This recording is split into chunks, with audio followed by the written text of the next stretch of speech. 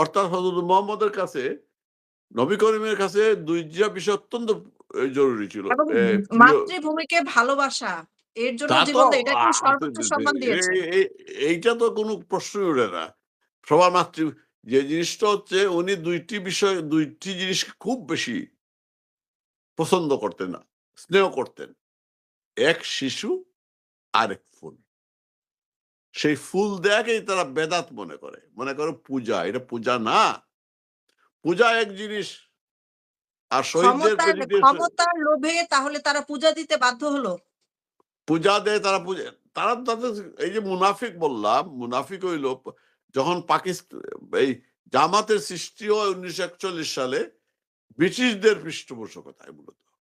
যখন মুসলিম কংগ্রেসরা স্বাধীনতার জন্য সংগ্রাম শুরু করে, তাকে নস্যাৎ করার জন্য, মুসলমানদের মধ্যে একটা দ্বন্দ্ব সৃষ্টি করার জন্য জি।